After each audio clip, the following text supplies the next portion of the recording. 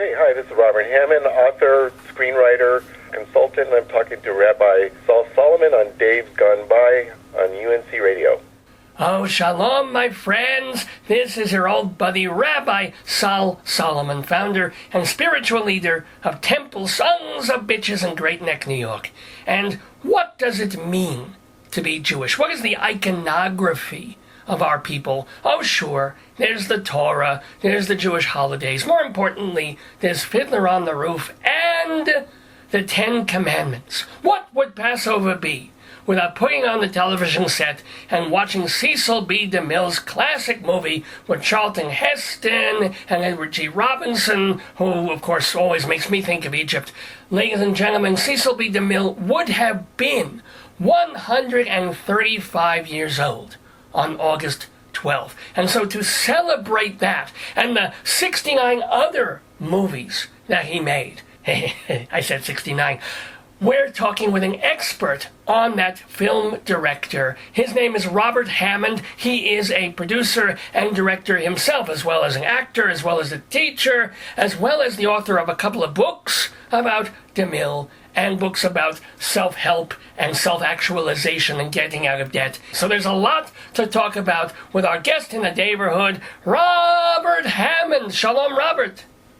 Shalom, Rabbi. Thank you so much for having me. Delighted to have you, I should say. First of all, judging by your photograph, you're not Jewish. No, I'm not. Not that I know of. But, I was surprised by this in doing a little bit of research. Cecil B. DeMille was almost Jewish. Hint, hint. Yes, he actually technically was, if we go by the idea, which I believe is the tradition, that his mother was Jewish. Well, she converted to marry his Episcopalian papa. I think that was the thing that happened. So, in a technical way, yeah, he was a Jew, but alas, his mother went astray, shame, shame. But I know. What can we say? No. Yeah. The ways of the world, right? But how did you get so fascinated with this particular film director, who is not forgotten because he had so many hits, and you got the Ten Commandments and The Greatest Show on Earth, but it's not as if somebody being fascinated with Scorsese or Woody Allen or Spielberg at this point. Why DeMille? Well, it's a great question, Rabbi. I was working on my Master of Fine Arts degree. I was in graduate school for screenwriting, and I've been writing for many, many years, other types of books, stories, and so forth. And when we got to the film history part of our course, and we had like the 700 or 800 page book about the history of film and D.W. Griffith, all these great directors. I happened just to notice that Cecil B. DeMille was only mentioned in a few paragraphs out of the whole book, and I thought that was very interesting, especially since I knew who he was, and I obviously, like many people, had seen the Ten Commandments, and which plays every year, and The Greatest Show on Earth, some of the other early films. But I was sort of amazed that there wasn't much mention of him, and what was mentioned wasn't that favorable. So as I did a little bit more research, I just sort of fell into I'll say a rabbit hole, so to speak, where how you sometimes you just find something that's interesting, and then you say, let me find out a little bit more, and then a little bit more, and a little bit more. It's kind of like surfing porn on the internet, yes. Exactly. So I found out that here's Cecil B. DeMille, who actually made 70 major motion pictures. He actually pretty much invented Hollywood, so to speak. He came out here, I'm in California, by the way. He came out here back in 1913, back when California was just orange groves and desert. And so there was really nothing here, for anyone. And the whole idea of even movies was not, they say, a thing. People, when you said the word movies, what people thought of was what they call the Nickelodeon, the little 5-cent peep show. Sounds like you're playing Rin Tin Tin in the background. What's going on over there? We're making a movie about little dogs that think they're big dogs. Oh, there you go. Yeah. My little Maltese-poo, part Maltese, part poodle. Little dogs who think they're big dogs. That's basically Jewish CEOs, if you ask me. But but seriously, so yes, he can. In fact, to give some context, it wasn't until 1914 that Charlie Chaplin did his first short movie for Max Sennett than when he discovered the tramp. So it was the year before that. Exactly. So yeah, California was not a place that anyone had any. Everything was going on in New York, as it still does. Major capital of society, industry, and so forth. California was it was just a frontier still back in the turn of the century, practically 1913. When I found out about that, I thought that was really interesting. Then later on, I found out that even the Ten Commandments, which we do know about, most people, not only the actual Ten Commandments, but the movie is probably how most people, unfortunately, know more about it through the movie. Than the actual commandments. Let me tell you something. Actual commandments. Hey, did DeMille do a silent Ten Commandments, or he only did a silent Jesus story and then a sound Jesus story? No, that's a perfect question. I was just getting ready to say that I grew up in a little town called Santa Maria, which is on the central coast of California, and I later found out that DeMille did the Ten Commandments originally a silent version in 1923. Actually, he was one of the ones who pioneered glorious Technicolor. So he had little pieces of Technicolor as the Red Sea parted.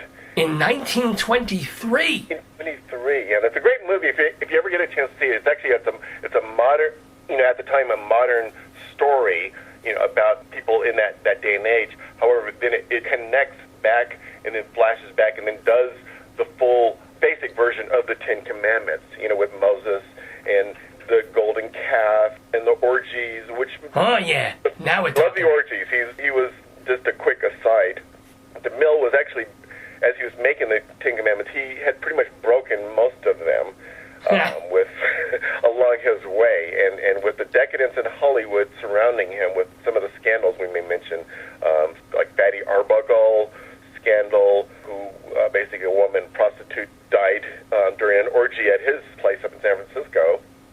In these things, William Desmond Taylor, another big director at Hollywood, who was found dead in his apartment during the time that DeMille was working on one of the heads of Paramount. Other, scandals. These were things that were happening in Hollywood, which is now becoming the film capital. And these actually personally affected Cecil B. DeMille, who started having his own spiritual awakening. He was, as I said, kind of breaking the commandments with his, he was working on these sets with, his mistresses, him and his wife, Constance, ironically named, was very faithful to him. He did not necessarily return the virtue, let's say it that way, as he had many mistresses. He was pretty rude and mean, dictatorial, so to speak, to his staff and many people. Although at the same time, he did a lot of great things. He brought women into the film business, not necessarily just the great stars. Like Gloria Swanson, if anyone's seen, Sunset Boulevard, which is probably one of the iconic films that shows DeMille playing himself. He, really was the iconic director. When you think of those old directors with the megaphone and the bullwhip. Right, second only to von Stroheim, you could probably say that DeMille was that type. Absolutely.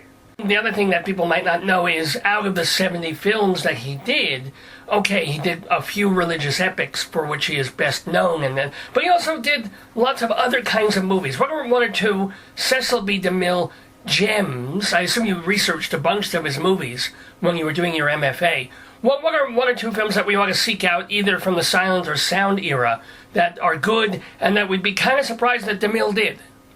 Oh, yeah, some major films. One that I highly recommend to people is what's called the Cheat, and that stars Setsu Hayakawa, which is one of the first Asian movie stars. No, I'm sorry to interrupt right here, but I always get confused with this, because I knew Setsu Hayakawa was a silent film star. There's a senator or a congressman, a guy who was named Hayakawa. Was he related? Was he the father? Was he the same guy? Not the same guy, no. I get confused with those two. No, it's a totally different person. I think they may be related. I don't remember. Okay, and all those people look alike. I kid. But anyway, so yes, Setsu Hayakawa was in some of the movies. That was a great movie. He did a lot of these real kind of very controversial movies. He did one called The Godless Girl, which was about like a little atheist club in a high school, and these juvenile delinquents who ended up in reform school. And it's actually ultimately an indictment of the reform schools, that how they, just the inhumane treatment of the kids there.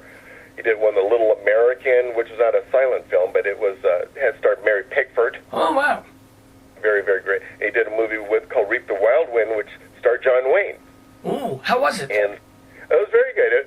And here's the thing about DeMille. DeMille was, I guess, compared to today's directors, like pretty much like the Steven Spielberg of his time, very spectacular. Sometimes not necessarily critically acclaimed, because many people, even with Spielberg, who we can all agree is probably one of the greatest directors of our time in many ways. However, some people say, "Oh, it's just not the depth, not the." I kind of get what you're saying. It's like even with DeMille, we think of John Ford, maybe of that era, and Hitchcock as being the paragons of that era, and people hardly even think of DeMille except as a populist, as someone who made hits and spectacles, but not either deep or that talented. And you, I would imagine, beg to disagree. No, and I absolutely do. And even though I agree to this, to the extent that he's known for the spectacles, the epics, the big dynamic, the orgy scenes, he loved the bathroom scenes. He actually probably popularized indoor plumbing more than anybody. Oh my goodness! I had no idea about that. Scenes of bathtubs with milk in them, or these gold and marble inlaid things. Back in the days when the majority of Americans still had outdoor plumbing. I mean, didn't even have running water. They actually had to go out in their outhouses, and most people didn't even know, what having a bathroom was, let alone gold inlays and marble tiles and floors and these great sunken bathtubs where, you'd have these very wealthy people, or you'd have these Romans or Greek, doing these wonderful spectacles, and again, the great orgies, and he really... Oh, you love going back to those orgies, let me tell you. Oh, the orgies... Now, two different questions, though, about this. First of all, I wonder how DeMille had the time to engage in the crazy Hollywood lifestyle, considering that it wasn't just that he would wake up in the morning and direct a script. He would write. He was like the main designer. Wasn't he sort of chief cook and bottle washer on his movies?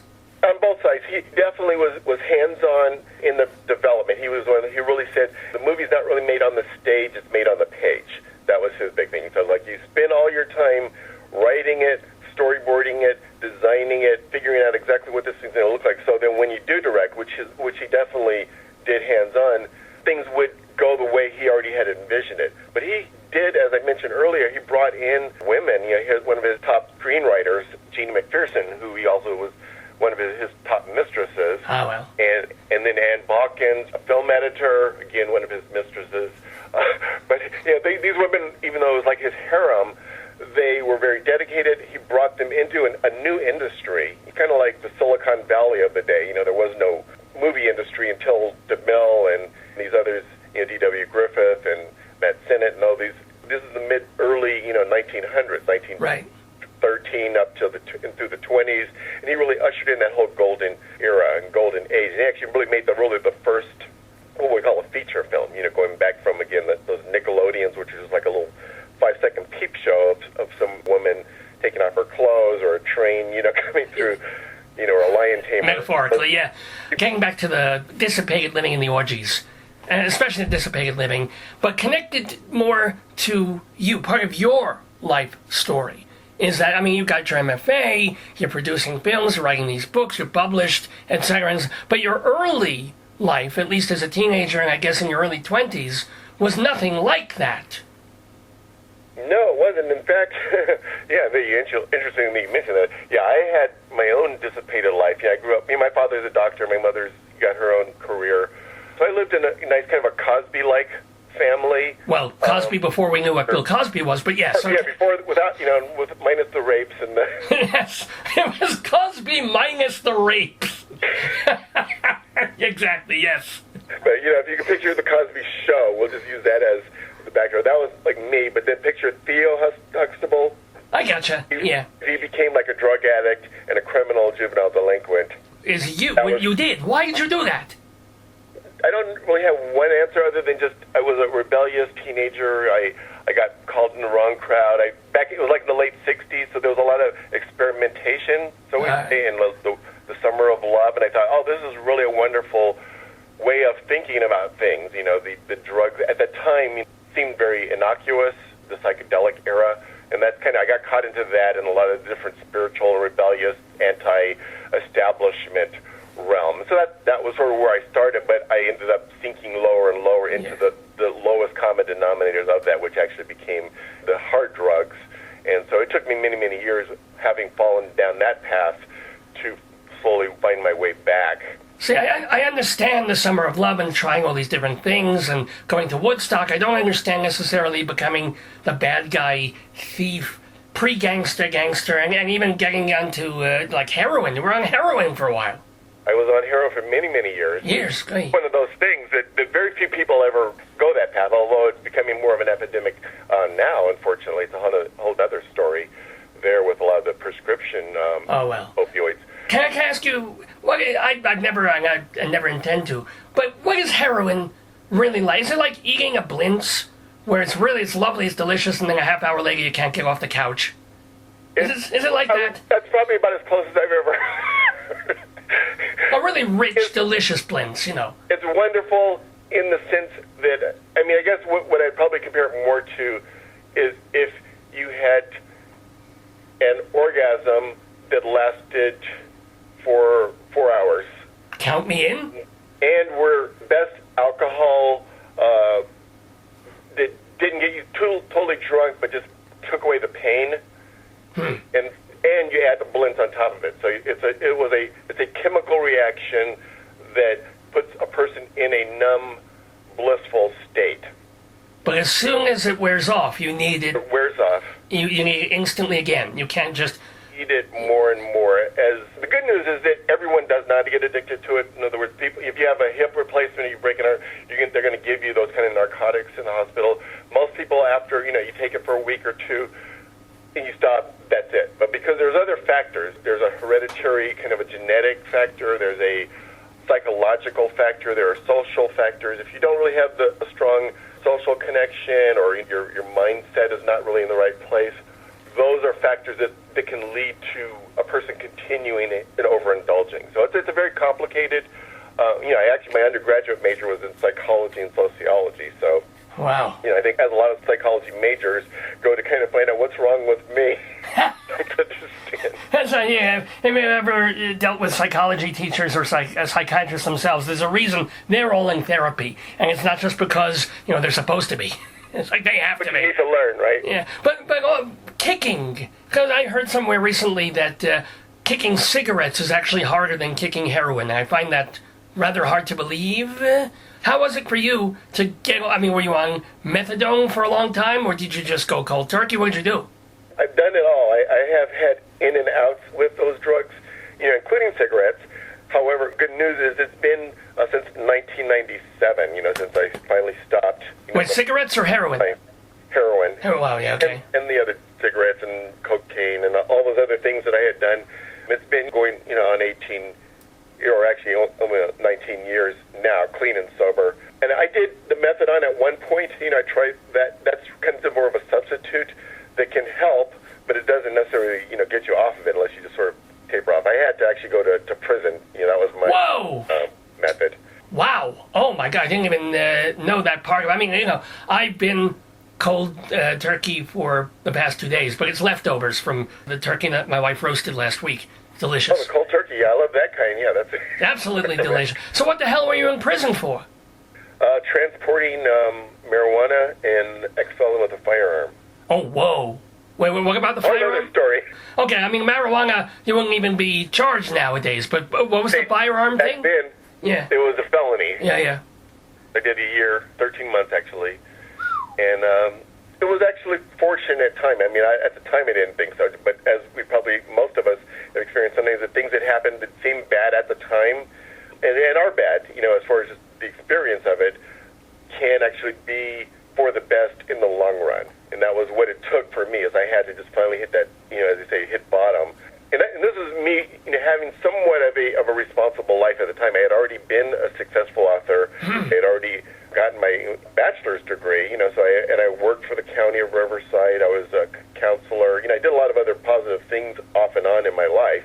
However, because that problem that I had, it would continue just to recur, just like if a person had kind of a disease, so to speak. I'm not going to get into the debate whether addiction is necessarily a disease or not, but the thing is some things they kind of come, they go, they come and they go until you really get out the root of it, or you really get to a certain point where it's just in the past. And that's what it took for me to get that final root and just really kind of relearn how to live my life. And so, again, that's a whole another story. And kind of tying back to DeMille, yeah. He had a lot of ups and downs. Obviously, he wasn't a drug addict or anything that I know of, but he had, like I said, the affairs. He did a lot of other things.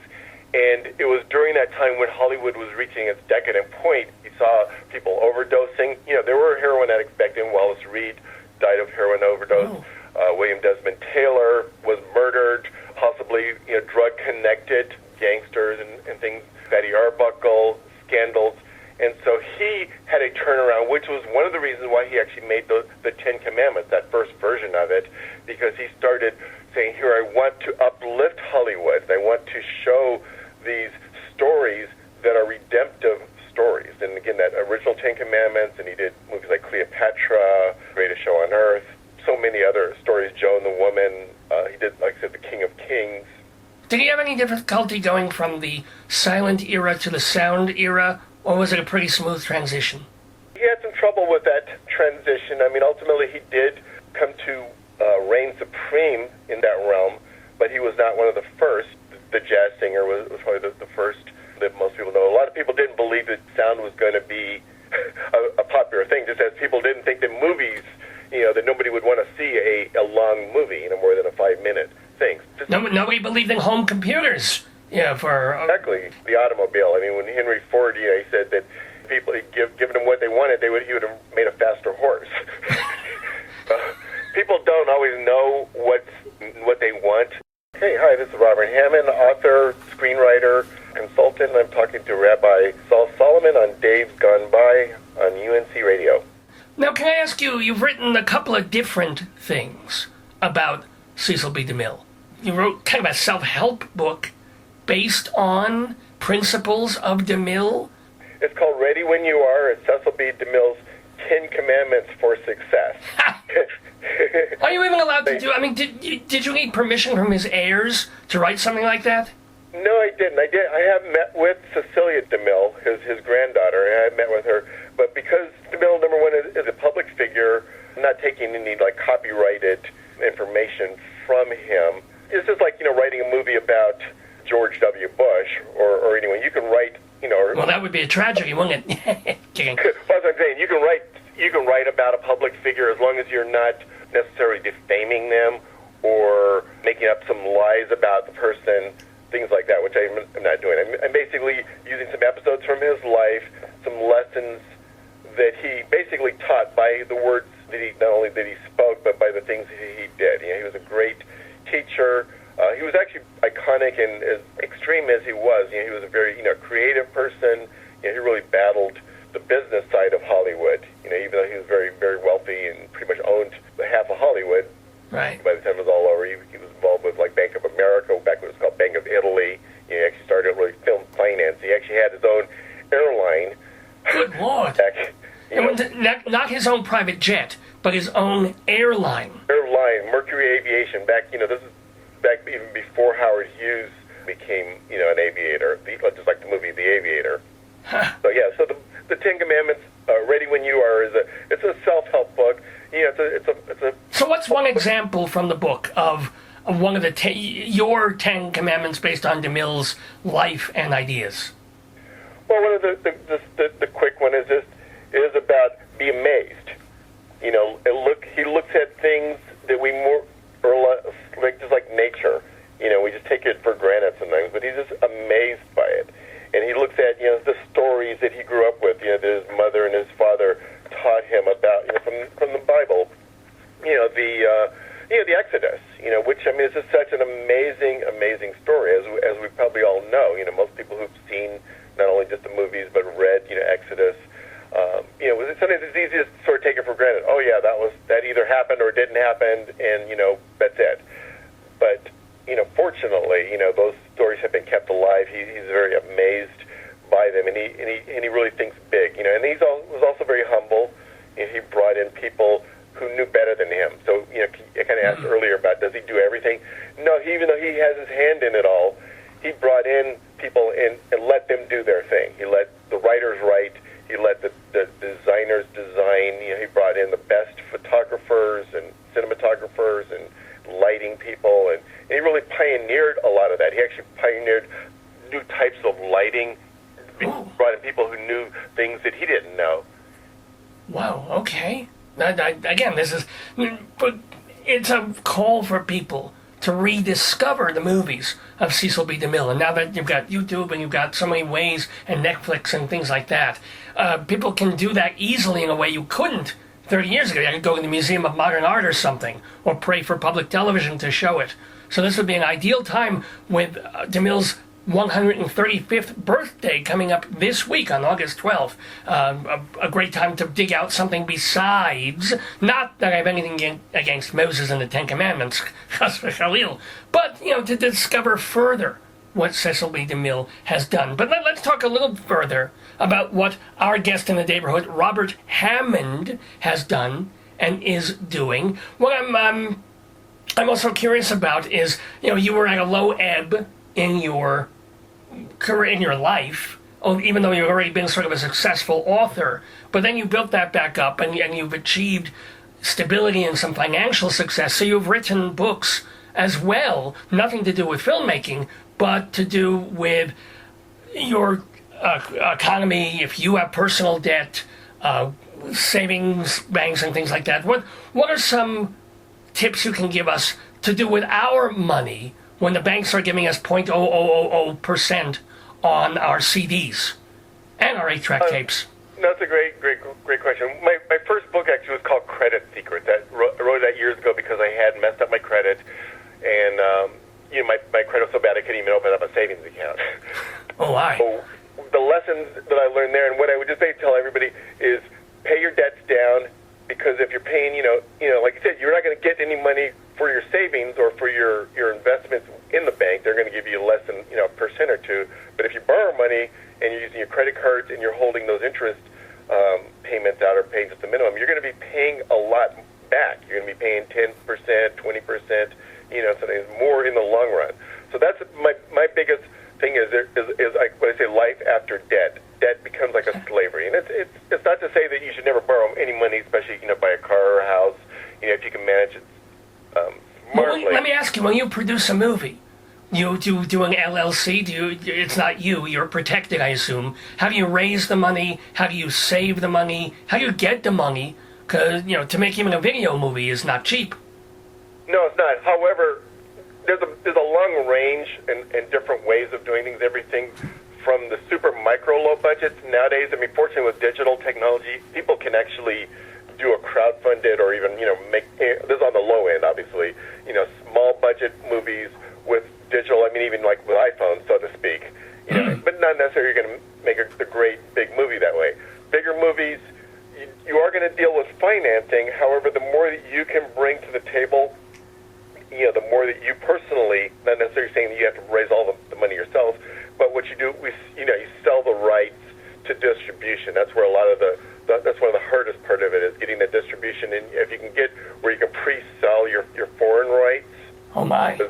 Many things are now looked at before you even make the movie. Is where are you going to sell it? What's the market? How are you going to sell this in China, in India, Europe? All these different marketplaces. So you can actually pre-sell those. You can get, well, how do you personally have to do this, you being a producer as well as a screenwriter and stuff? I mean, do you just go on the interwebs and look for people, or do you have a guru? Do you have to find a rabbi, as it were, who knows about these kind of things? Well, like anything, everybody has their specialties and their strengths, their weaknesses. Networking is absolutely an important thing. I specialize in creating stories, so that's the thing I do the best is I write stories. I've written, not only a dozen books, several novels, but also screenplays. I teach screenwriting, so I kind of network in that realm, and I let people know, people who've read, I have a screenplay based on Cecil B. DeMille, which was my graduate thesis, back to the original question, how did I get so interested. I ended up writing, I had a vision, so to speak, one day as I was doing some consulting for the state of California. I was driving up in Sacramento, and I had this image of, Cecil B. DeMille is such a great iconic, epic person. I wonder what a movie about his life would be. Along the lines of The Aviator. If you saw that with the Scorsese film about Howard Hughes, right? Yeah, Howard Hughes, yeah. Exactly, with DiCaprio. And so I thought, wow, what if they made a movie about DeMille that was like that? And so I looked it up on the internet and was like, nobody's done that. Wow, I can't believe there's definitely some great documentaries. DeMille, Cecil B. DeMille, American Epic, many other documentaries, but nothing like a movie. So that was my master's thesis. And so that's, based on that, dealt with a lot of agents. I worked as a producer, worked with some other literary managers, was able to kind of get that script out. And, over the years, people who've read it, they're like, wow, it's an amazing story. It's really well written. It's been revised half a dozen times. And so that's part of how you can do that, is you have a calling card. You have something that nobody else has. And that's not to say anyone else can't just make a movie about DeMille or a story about him, because, again, public domain, you can write about things that are just public knowledge. However, it's just the way that it's done, the execution of it. Just like when Google came along, it's like, oh, there's already search engines. There was Yahoo and Ask Jeeves and all these things, but it's like, wow, they did it in a way that nobody else has done it. Just like when the iPhone came out, those were already smartphones. But it was a new way of... Like the iPhone. Yeah. So is the DeMille film, as you say, in pre-production on the burner as a film? It is. Yeah, oh, wow. And we actually have two things going. We're sort of between development and pre-production.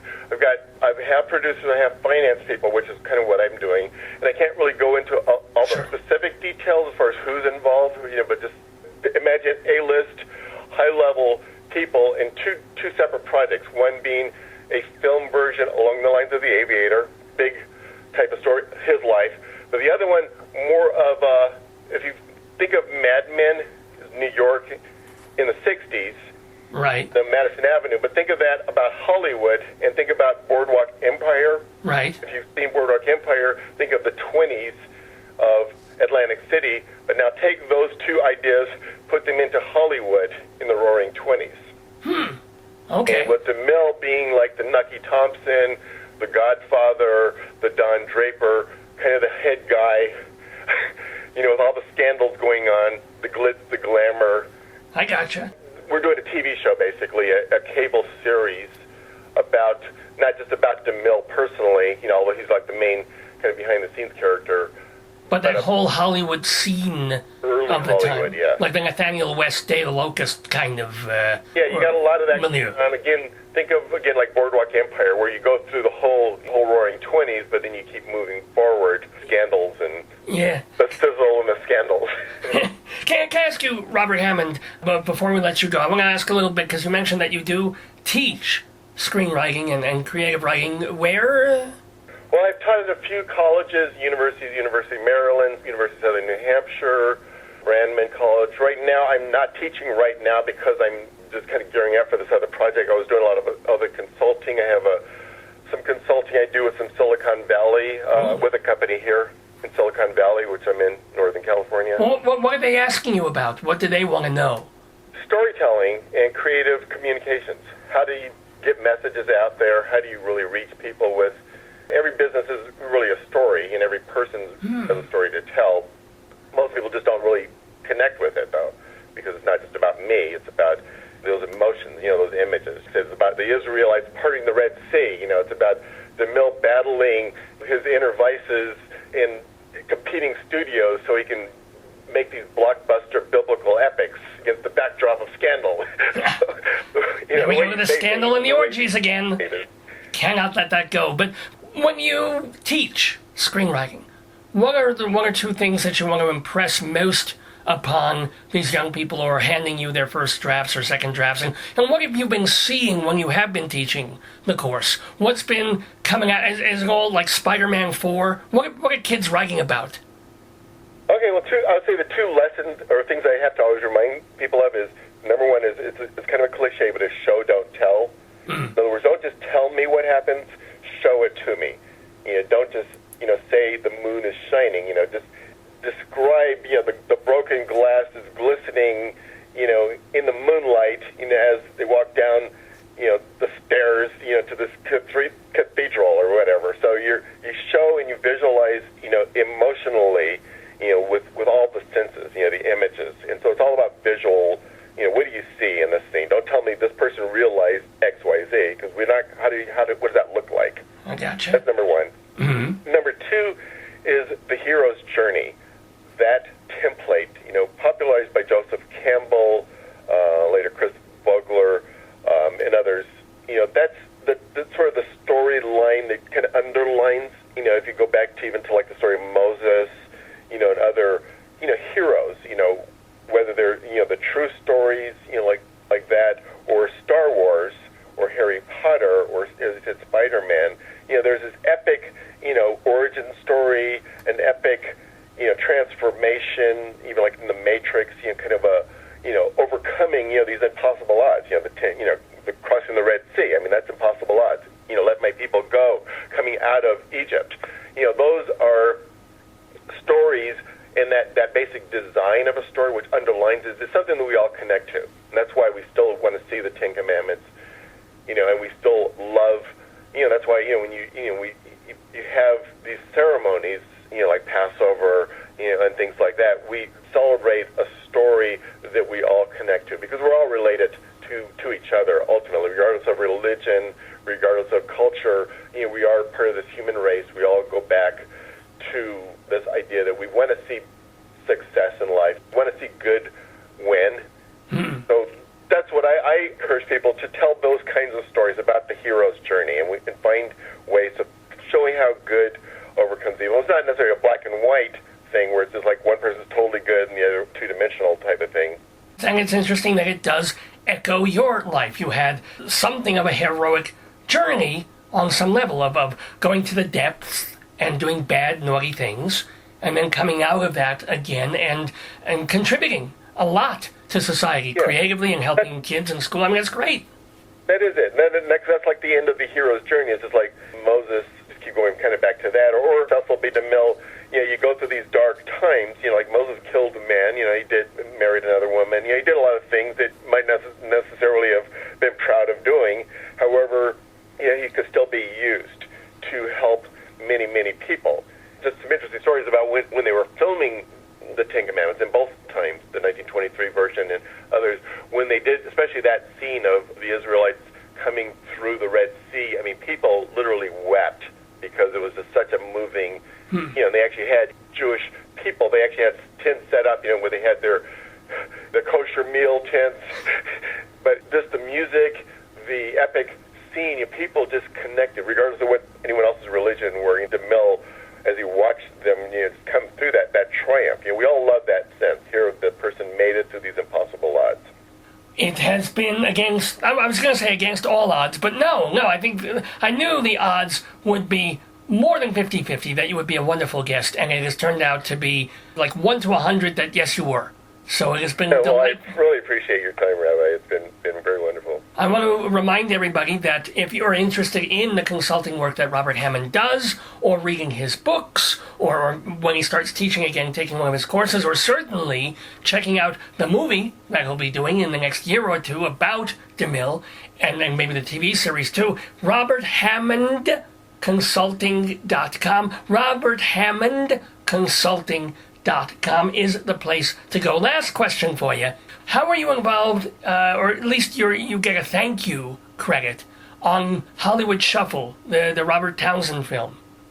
Oh, that was a great little movie. That was actually one of the first movies I ever did anything with. I just happened to have friends who were friends with his, and I got called in to do, I was an extra in a few scenes.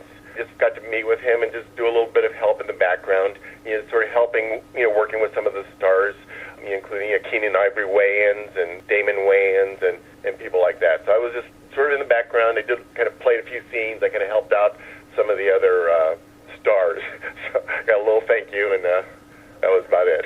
Well, hey, I give you a big thank you once again for appearing, Robert Hammond, in the neighborhood. I wish you success, continue cleanliness, and shalom to you. Shalom to you, Rabbi, and thank you to everyone listening.